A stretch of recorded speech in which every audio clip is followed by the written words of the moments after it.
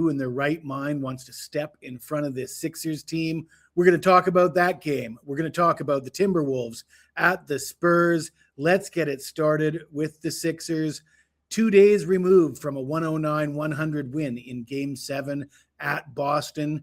Joel Embiid scored 34 points, 12 rebounds, 6 assists on 12 of 26 from the field, 1 of 4 from beyond the arc, 9 of 11 from the free throw line. I talked about Game 7 on this channel. I gave out Tatum to go over his points. Tatum didn't even play. You got to keep in mind, I'm putting these videos out as early as I possibly can. And if I'm waiting for injury reports to come out, you guys aren't going to get these videos on time.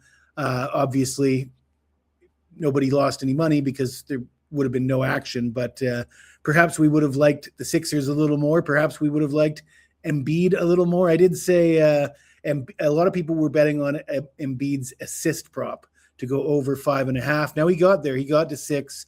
I said I didn't like the value there. I said if you like him to get the assist, just take his PRA over. So you can't say that was bad advice because he went way over his PRA. Tyrese Maxey off back-to-back 30-point games.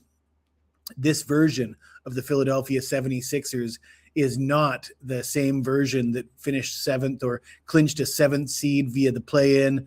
If this team was healthy all year long, they would have a better record than they do. Not a typical 7th seed and a dangerous opponent for the New York Knicks. The season series, these teams split it 2 games apiece. The road team won all 4 games. The under is 6-1 in Philadelphia's last 7 road games. And the Sixers are 3-6 against the spread in their last 9 versus the Knicks, but they're 4-1 against the spread in their last 5 at the Garden. The Knicks beat Atlanta handily, 140-89 in Game 6 at Atlanta last week. They ranked 2nd in the NBA playoffs in scoring, averaging 117.8 points per game. Of course, they are the favorite to win the East, priced at plus 140. Everything's kind of fallen into place for the Knicks. You've got the Cavs going to 7 games against the Raptors. You've got the Celtics being eliminated. And the Sixers, as good as they look, I said that, they look like a formidable opponent, not a typical 7 seed. But let's face it, you think Joel Embiid can stay healthy for this entire series? Because his history would indicate otherwise. I still think the Knicks should win this game and win this series. The Knicks are 9-2 against the spread in their last 11 games overall, 6-1 against the spread in their last 7 at home. The under is 10-5 in the Knicks' last 15 overall. I got to think it's a bit of a letdown spot coming off that Game 7 win for the Sixers.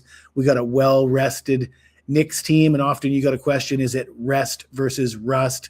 I'll take the rest, and I'll take the Knicks minus 3.5 for the first half in the early game. We'll talk about Minnesota at San Antonio, but before we do, let's go over a few promotions available for the summer at WagerTalk. Before I get started with the promotions, though, let's come clean about the weekend. Had a bit of a rough weekend with the free picks and with the client picks. We had 3 Game 7s over the weekend. I took the under in all 3 of those games, and all 3 of those games went over the number. I'm not going to say I was wrong. We missed, obviously, those picks missed. There's a good reason why I'm betting unders in Game 7s. Chances are, if there's a Game 7 in the second round, I'll be taking a serious look at the under. Sometimes the picks don't go the way you want them to. I acknowledge when I win. I acknowledge when I lose. So that's the best I can do for you. Anybody that wants to complain, I'd like to offer you a full refund on your purchase price. But I guess they were free picks, so that gets a little bit complicated. Let's get into the promotions. This one is, I don't even know if I'm supposed to show you guys this. This is only available at Picks and Parlays. Limited time. You won't see this very often. A 1-year all-access package for $999.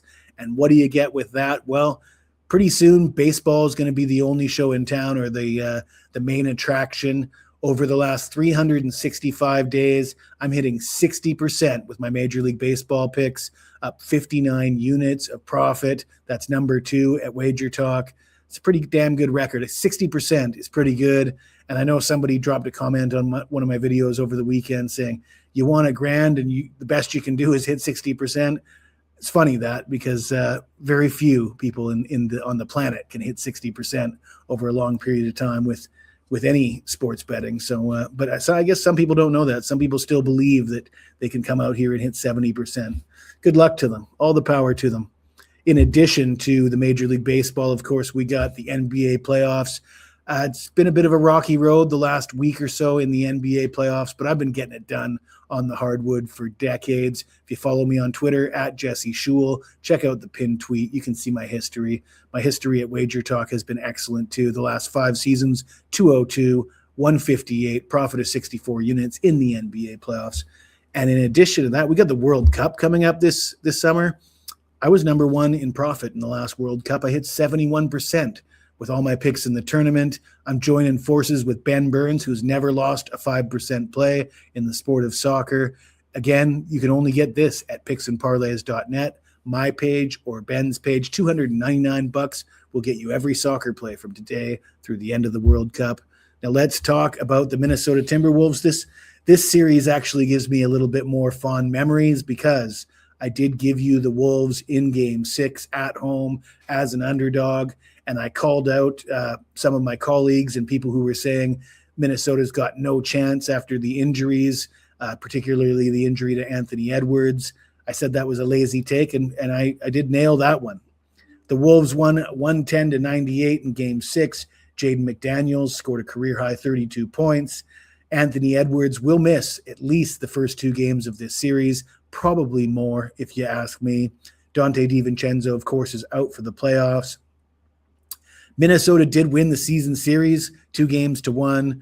Both those wins came at home. The home team was 3-0 straight up in the season series, and 2 of the 3 games were decided by 3 points or less. However, all those games came back in November and January, so not really recent games. Minnesota is 5-15 straight up in their last 20 at San Antonio. The over is 4-1 in Minnesota's last 5 road games, but Minnesota is 5-1 straight up in their last 6 versus the Spurs. The Spurs are now priced at plus 230 to win the West. Of course, Oklahoma City is the favorite to come out of the Western Conference, but guess what?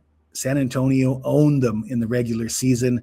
I gave out San Antonio to win the Western Conference a couple months ago on WagerTalk TV, priced at plus 800. I still like that bet. I still like the Spurs to come out of the West. They beat Portland in 5 games. Wembanyama survived a scare, had a hard fall, had a concussion, missed a game. But he's had almost a week off, and he did play 34 minutes in each of the last 2 games of the series versus Portland. San Antonio is 17-3 straight up in their last 20 overall, 8-2 straight up in their last 10 home games. Now, we saw Minnesota shut down the Denver Nuggets offense, cause all sorts of problems for Denver. Really a masterful coaching job by Chris Finch, who was far superior to David Adelson, the Denver coach. And coaching will be the advantage for Minnesota in this series as well. I would certainly give the edge to Chris Finch over Mitch Johnson, who started out as an assistant and just sort of inherited the job, and he inherited Wembanyama and a young roster of athletic, talented guys. And it's that athleticism. I'm not sure that you can coach that out of the Spurs. While I give the coaching advantage to Minnesota, I think the personnel isn't going to match up as well as it did for them against Denver. They have a history of causing problems for Denver. I'm not sure that same coaching strategy will be as effective against a Spurs team that's just younger and more athletic. So I think it's Spurs or nothing in this game. They're a 12-point favorite. There's not a ton of value there, but I'm not stepping in front of the San Antonio Spurs. If you like this video, smash that like button, subscribe to the channel. You got anything to say to me, even if it's about my hair? In fact, let's talk about what they're saying about me. Oh, that's not the one I wanted to show you, but we had a guy say, looks like Alec Baldwin on steroids, and another guy said, looks like Mike Vrabel's brother. And I don't know whether to be insulted or I think it's funny anyway. So yeah, anything to say to me, even if it's about my appearance, hit me up in the comments below. I'll get back to you as soon as I can.